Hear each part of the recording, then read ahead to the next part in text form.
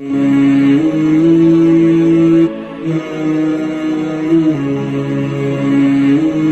forget, like, subscribe and share to the famous scholar Mufti Inamullah Khalid. 30 ذی الحجہ سن 1444 ہجری،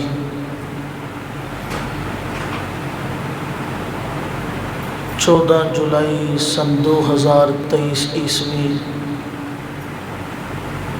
اپنی منزل کی طرف رواں دواں ہے۔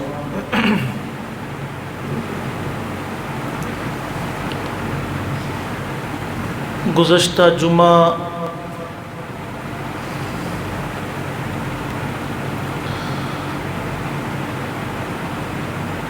اٹھارہ ذی الحجہ ہم نے حضرت عثمان ذو النورین رضی اللہ تعالی عنہ کے عنوان سے شروع کیا تھا، اور آج اس کا دوسرا حصہ کس کا؟ وہ جو دعا تھی حضرت عثمان غنی نے اپنی انگوٹھی پر لکھی تھی، اللہم احینی سعیدا و امتنی شہیدا۔ یہ دو دعائیں تھیں۔ پہلی دعا تھی اللہم احینی سعیدا، کہ اللہ مجھے زندگی دینا سعادت والی۔ اس پر ہم نے گفتگو کی تھی۔ آج جو دعا کا دوسرا حصہ تھا وَأَمِتْنِي شَهِيدًا، اس پہ گفتگو کریں گے کہ اللہ مجھے موت دینا شہادت والی۔ سامعین کرام، اتفاق کی بات ہے کہ پچھلا جمعہ 18 ذی الحج کو تھا، اور حضرت عثمان غنی کی شہادت بھی 18 ذی الحج بروز جمعہ کو ہی ہوئی تھی۔ سامعین کرام، وقت مختصر ہے، بات مختصر کرنی ہے۔ عبداللہ بن سبا نامی ایک شخص جو مذہباً یہودی تھا،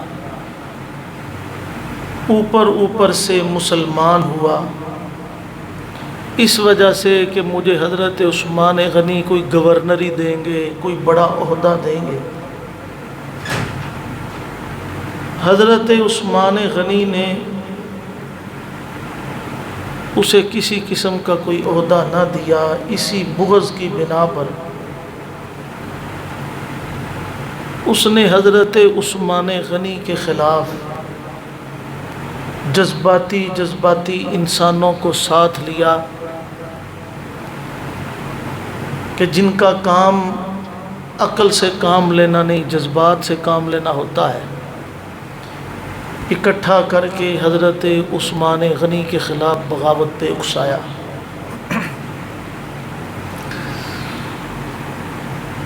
یہ واقعات بڑے لمبے چوڑے ہیں۔ انہوں نے جو چند مشہور اعتراض اٹھائے اور اس سبائی نے ان کے ذہن میں ڈالے، وہ یہ تھے کہ یہ جو عثمان ہے نعوذ باللہ، یہ حضور کا وفادار تابع دار نہیں، بلکہ یہ گستاخ ہے۔ دیکھو، یہ حضور کے منبر کے اوپر چڑھ کے بیٹھ گیا، نہ ابو بکر کو ہمت ہوئی، نہ عمر کو۔ وہ نیچے سے نیچے جاتے گئے، یہ ان سے اوپر جا کے بیٹھ گیا۔ حضور نے کچی مسجد بنائی تھی، اس نے وہ حضور والی مسجد کو گرا کر کے پکی مسجد بنائی۔ یہ حضور سے محبت ہے؟ نہ یہ بدر میں تھا اور نہ یہ صلح حدیبیہ میں تھا۔ یہ آدمی مخلص نہیں تھا تو تبھی اللہ تعالیٰ نے اس کو دونوں جگہوں پہ شریک نہیں ہونے دیا۔ چنانچہ میں یہ پچھلے جمعے عرض کر چکا ہوں کہ حضرت عثمان غنی رضی اللہ تعالیٰ عنہ کو دونوں جگہ اللہ نے اور پھر اللہ کے رسول نے نہ ہونے کے باوجود بھی شریک قرار دیا۔ بدر میں حضور نے فرمایا کہ تم اپنی بیوی کی تیمارداری کرو، میری بیٹی کی۔ واپسی پر آقا علیہ السلام نے فرمایا عثمان مبارک ہو، اللہ نے تیرے ادھر نہ ہونے کے باوجود تیرا نام بدریین میں لکھ دیا ہے۔ صلح حدیبیہ پہ عین اس وقت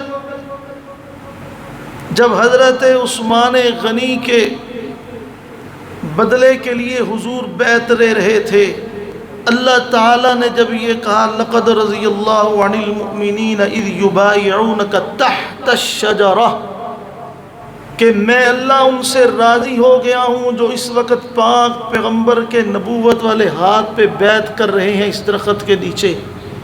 حضور نے فوراً اپنا بایاں ہاتھ نکال کر کے کہا کہ لوگو، اللہ اس بیعت کو بیعت رضوان کہہ رہا ہے، اللہ سب سے راضی ہو رہا ہے، میں اپنا یہ بایاں ہاتھ عثمان کا ہاتھ قرار دے کے عثمان کی طرف سے بیعت کر رہا ہوں۔ اگر حضرت عثمان غنی عاشق مصطفیٰ نہیں تھے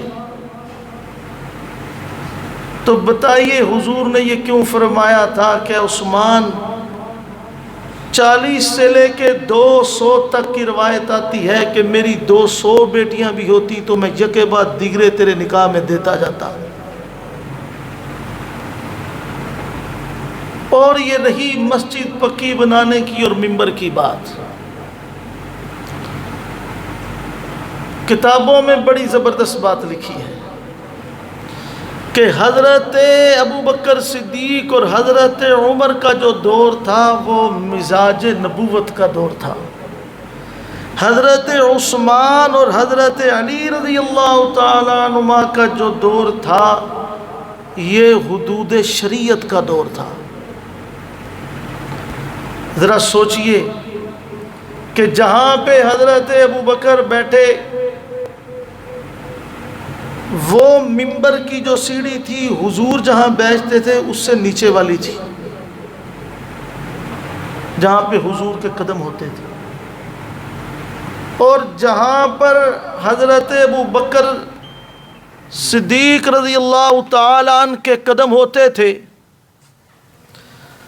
وہاں پر حضرت فاروق اعظم بیٹھے۔ اور جب حضرت عثمان غنی کا دور آیا، حضرت عثمان غنی جہاں پہ حضرت ابو بکر صدیق بیٹھتے تھے وہاں پہ بیٹھے۔ اگر حضرت عثمان غنی یہ شریعت کی حدود کو متعین نہ کرتے، آ کر کے زمین پہ اس جگہ بیٹھتے جہاں پہ حضرت فاروق اعظم کے پاؤں تھے، تو لا محالہ حضرت علی اس جگہ پہ گڑھا کھود کے بیٹھتے کہ میں عثمان سے بھی نیچے بیٹھنا ہے۔ اگلا خطیب آتا، اگلا امام آتا تو وہ اس سے نیچے جگہ کھود کے بیٹھتا۔ اگر یہ سلسلہ چلتا رہتا تو ذرا سوچئے میں کہاں بیٹھ کے خطبہ دے رہا ہوتا اور آپ مجھے ڈھونڈ رہے ہوتے کہ میں کہاں ہوں۔ یہ ہوتا کہ نہ ہوتا؟ حضرت سیدنا صدیق اکبر سے کہا گیا کہ پکی مسجد بنائی جائے۔ حضرت نے کہا کہ حضور کے وقت کی مسجد ہے یہی ٹھیک ہے۔ حضرت فاروق اعظم سے کہا گیا، انہوں نے کہا جب ابو بکر نے نہیں بنائی تو میں کیوں بناؤں۔ حضرت عثمان غنی نے اپنے دور خلافت میں مسجد کو گرا کر تعمیر کی، نئی مسجد بنائی۔ ذرا سوچئے کہ آج اگر حضرت عثمان غنی وہ شرعی حدود قائم نہ کرتے تو بتائیے ذرا کہ ایسا ہوتا کہ جس طرح آج آپ لوگ جاتے ہیں مسجد نبوی کی ٹھاٹھ باٹ دیکھتے ہیں، یہ ایسا ہوتا؟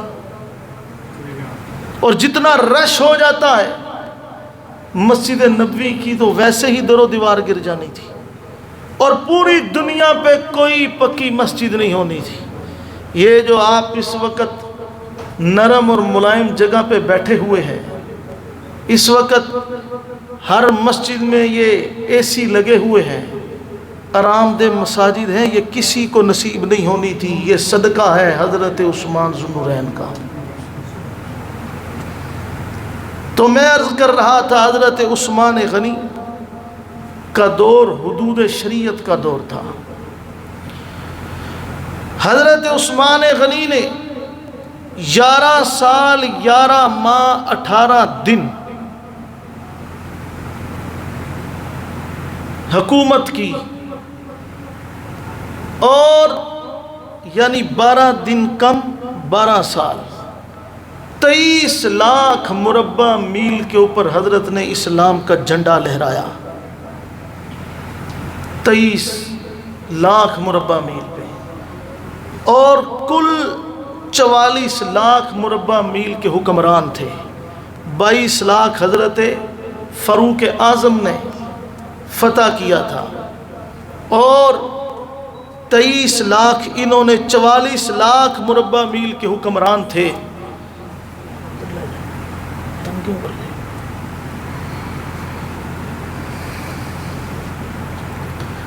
حضرت عثمان غنی نے 82 سال کی عمر پائی،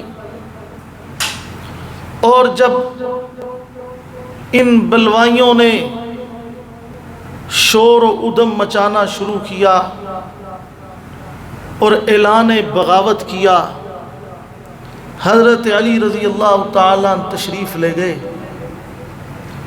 جا کر کے کہنے لگے امیر المؤمنین، یہ جو لوگ آپ کے خلاف باتیں بنا رہے ہیں کر رہے ہیں، ہمیں اجازت دیجئے ہم ان کا کلا کما کریں، صفایا کر دیں۔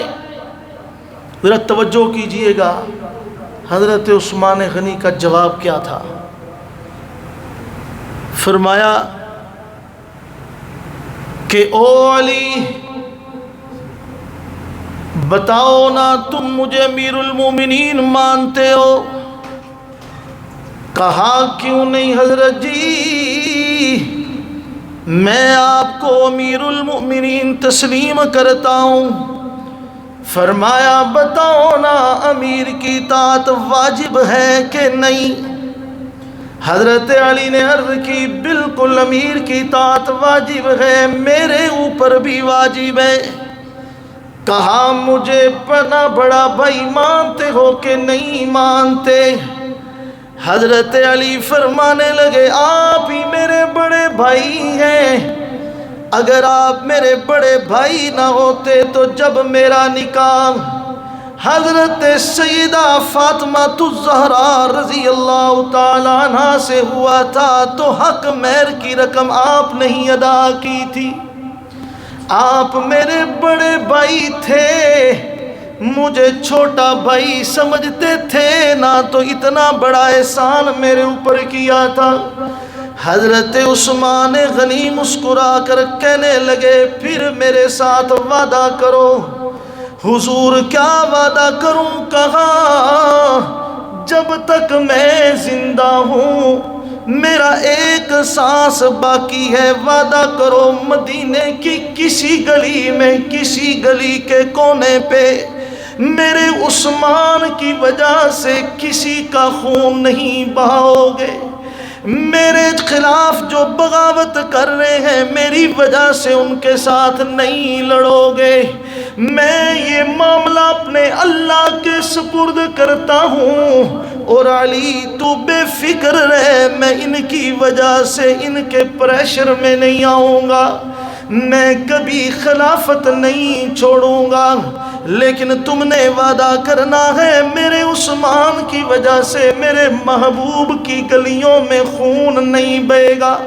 حضرت علی نے فرمایا ٹھیک ہے، لیکن میں چاہتا ہوں آپ اپنے گھر کے ارد گرد دار الخلافہ کے ارد گرد کوئی پہرے دار مقرر کر لیں، حضرت عثمان فرمانے لگے علی وہ پہرے دار میں مقرر تو کر لوں، لیکن میں عثمان یہ نہیں چاہتا کہ پہرے دار عثمان کا پہرا دے اور وہ وظیفہ مسلمانوں کے مشترکہ بیت المال سے لے۔ عثمان کی غیرت یہ بھی برداشت نہیں کرتی، میری حفاظت اللہ کے سپرد ہے، بس تم نے وعدہ کر لیا اس کے اوپر کاربند رہنا۔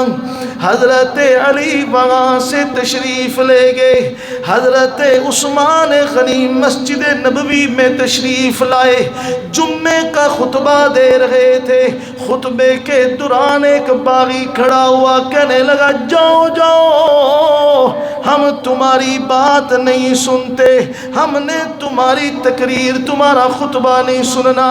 ایک اس طرف سے کھڑا ہوا، تیسرا اس طرف سے کھڑا ہو گیا، چوتھا اس طرف سے کھڑا ہو گیا۔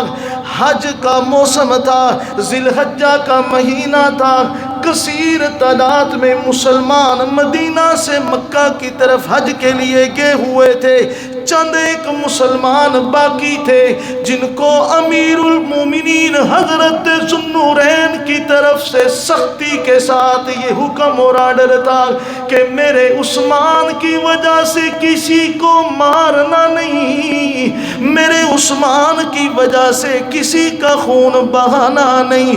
انہوں نے طوفان بدتمیزی کھڑی کر دی، ایک طرف سے ایک باغی آیا، حضرت عثمان کا خطبے والا سا چھین کے اس کو اپنے گھٹنے اوپر رکھ کے دو ٹکڑے کر کے پھینک دیا، کہا جاؤ ہم تمہاری بات نہیں سنتے۔ حضرت عثمان غنی کی چیخیں نکل گئی، کہا او بدبخت انسان، تجھے مارنا تھا مجھے مار لیتا، تو میرا سر پھاڑ لیتا، میرا بازو توڑ دیتا، میری کوئی ہڈی یا میری ٹانگ توڑ دیتا، تو نے پاک پیغمبر کا وہ عصا توڑ دیا ہے جس کو نبوت ہاتھ میں پکڑ کے خطبہ دیا کرتی تھی۔ فرمایا میرے محبوب کی نشانی تو نے توڑی ہے، تجھے اللہ پوچھے گا۔ روایات میں آتا ہے کہ اس آدمی کے گھٹنے کی اسی جگہ کے اوپر ایک ناسور نکلا، وہ چیختا تھا اور کہتا تھا ہائے میں صرف جہنم کی آگ کا انتظار کر رہا ہوں، اس کے علاوہ کچھ نہیں کر رہا۔ اسی طرح تڑپ تڑپ کے مر گیا۔ اور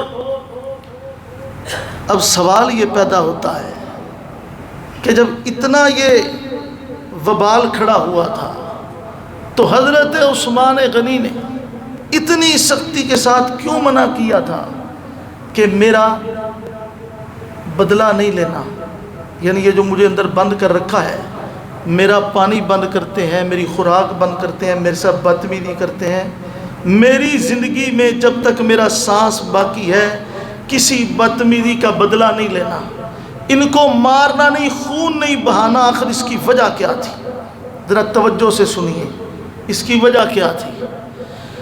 حضرت عثمان غنی رضی اللہ تعالیٰ عنہ کو آقا علیہ السلام نے ایک دفعہ بلایا، بلا کر کے فرمایا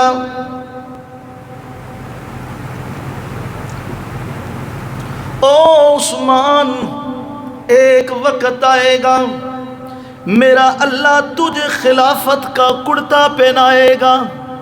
ذرا توجہ کیجیے، حضور نے کیا فرمایا؟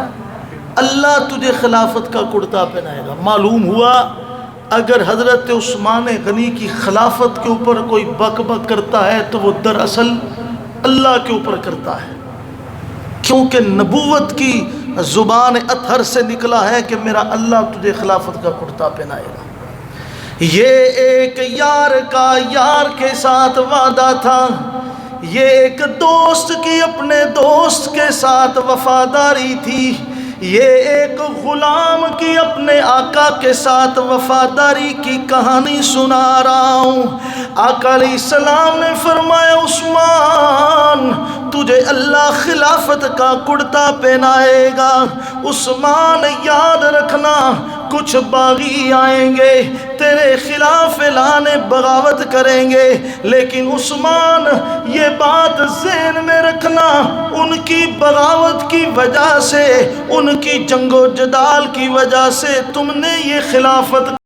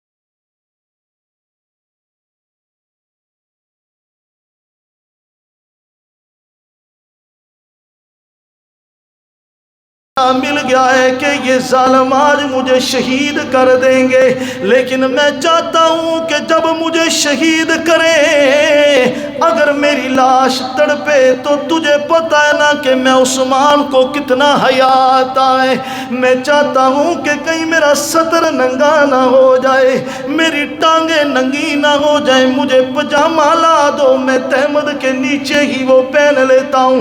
حضرت عثمان نے وہ پجامہ نیچے پہن لیا، قرآن کریم کی تلاوت شروع کر دی۔ گھر کی پچھلی طرف سے ایک باغی آیا، دوسرا آیا، تیسرا آیا، چوتھا اور پانچواں آیا۔ پہلے نے آ کر کے حضرت عثمان غنی کی داڑھی مبارک پکڑی اور اس کو کھینچا۔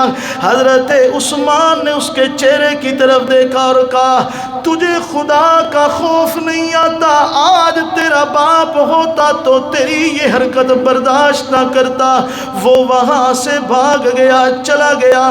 دوسرا آیا، اس کے ہاتھ میں لوہے کی ایک سلاخ تھی، اس نے حضرت عثمان غنی کے سر پہ دے ماری، خون نکلا، سامنے قرآن تھا، قرآن پہ جا گرا۔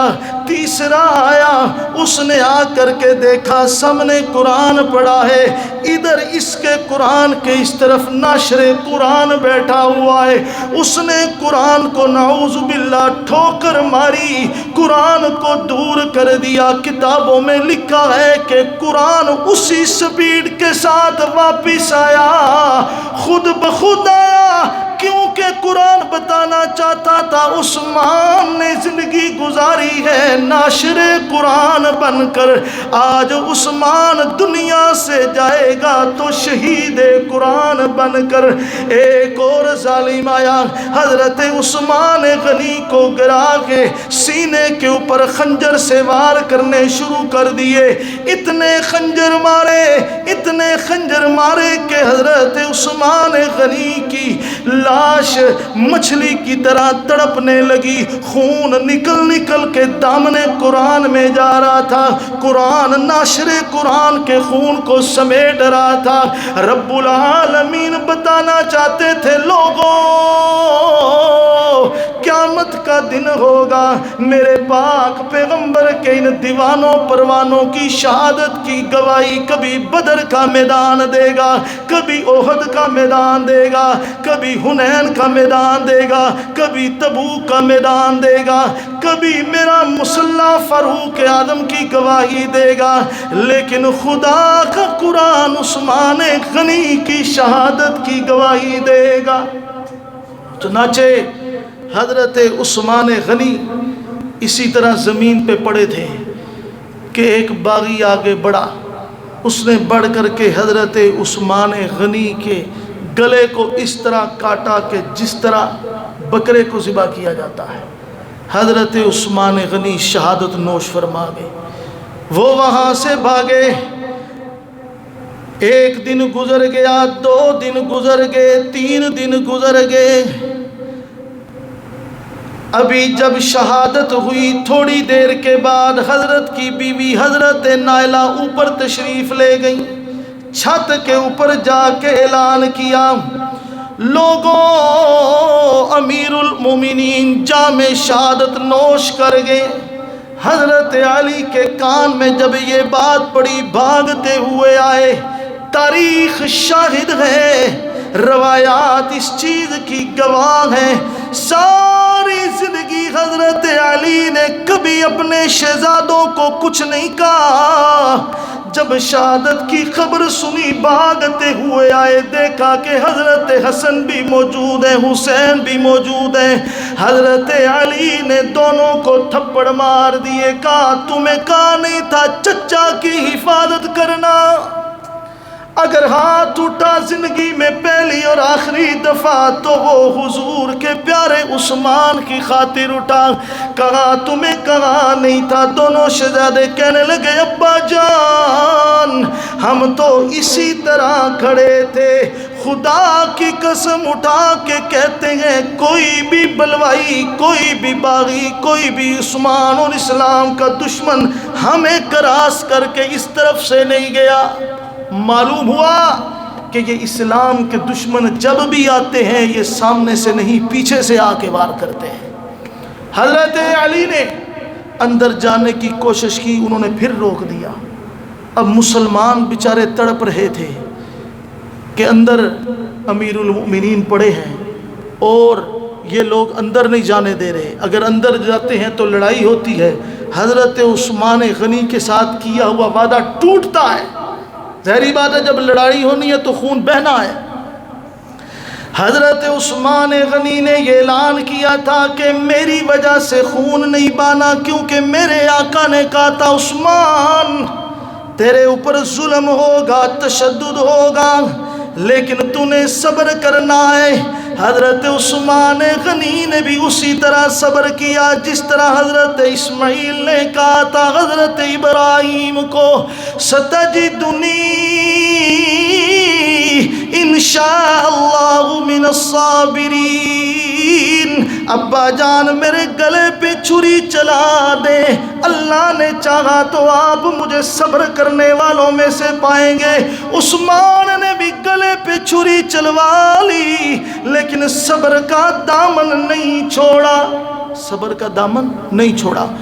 3 دن گزرے، ازواج مطہرات میں سے امہات المؤمنین میں سے مومنین کی ماں حضرت ام حبیبہ فاتح شام و قبرص حضرت امیر معاویہ رضی اللہ تعالی عنہ کی ہمشیرہ آقا علیہ السلام کی زوجہ محترمہ اپنے گھر کے دروازے پہ آئیں اور زور سے اعلان کیا، کہنے لگی او باغیو سنو، اندر عثمان کی میت پڑی ہے اور تم لوگ جنازہ نہیں اٹھانے دے رہے، اگر تم لوگ باز نہ آئے تو یاد رکھنا میں اپنا پردہ اتار کے باہر آ جاؤں گی، اور جب میں نے پردہ اتار دیا تو نبوت کی بیوی کا پردہ اترے گا تو خدا تم سب کو تباہ و برباد کر کے رکھ دے گا۔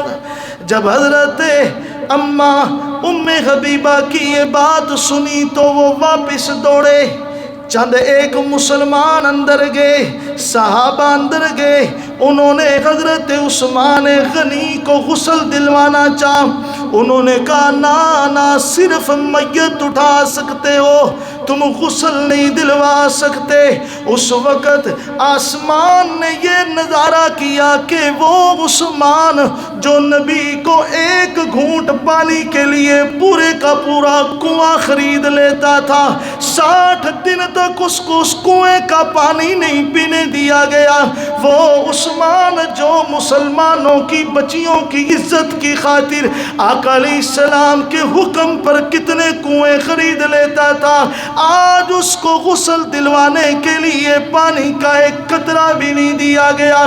حضرت نائلہ کا اس لڑائی کے دوران ہاتھ کٹ گیا تھا، کٹی ہوئی انگلیوں کے ساتھ انہوں نے چراغ اٹھایا، رات کا وقت تھا، 4 لوگ حضرت عثمان کی میت کو لے کے جا رہے تھے۔ ہائے، جس وقت وہ میت روضہ رسول کے سامنے سے گزری تو لوگوں کی چیخیں نکل گئیں کہ یہ وہ عثمان ہے جس کے بارے میں حضور فرمایا کرتے تھے کہ لوگوں تم جنت کی طلب کرتے ہو، میری امت میں واحد وہ عثمان ہے جس نے پیسوں کے ذریعے جنت اپنے نام لگوا لی ہے۔ اتنی دولت نبوت کے قدموں میں نچھاور کر دی تھی، پورے عرب کے رئیس تھے، مکہ مدینہ کے نہیں، سرزمین عرب کے بڑے رئیس تھے۔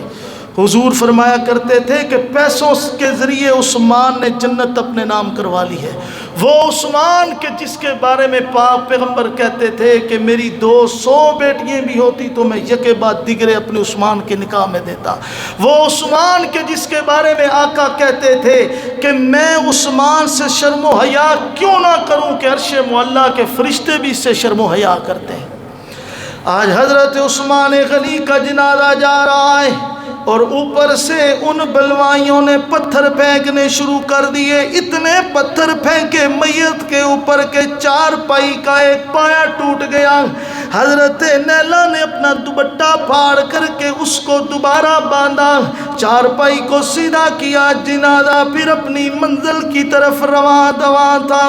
انہوں نے وہاں جا کر کے جنازہ رکھا، جنازہ پڑھا، حضرت عثمان غنی کی تدفین کر دی۔ اور اس وقت لوگوں کو وہ بات بار بار یاد آ رہی تھی کہ لوگوں، اگرچہ تم نے عثمان غنی کے ساتھ اتنا ظلم و تشدد کیا ہے، لیکن یاد رکھنا آقا علیہ السلام نے سب میں کھڑے ہو کے یہ اعلان کیا تھا، او لوگوں یاد رکھنا صرف عثمان میرا مکے کا نہیں، مدینے کا نہیں، بدر و حنین کا نہیں، تبوک کا نہیں، اس دنیا کا نہیں، بلکہ میں اللہ کا پیغمبر اعلان کر رہا ہوں، لِكُلِّ نَبِيٍّ رَفِيقٌ وَرَفِيقِ فِي الْجَنَّةِ عثمان۔ آقا علیہ السلام نے فرمایا لوگوں، ہر نبی کا ایک فریق ہوتا ہے، عثمان میرا دنیا میں بھی رفیق ہے اور جنت میں بھی عثمان میرا رفیق ہوگا۔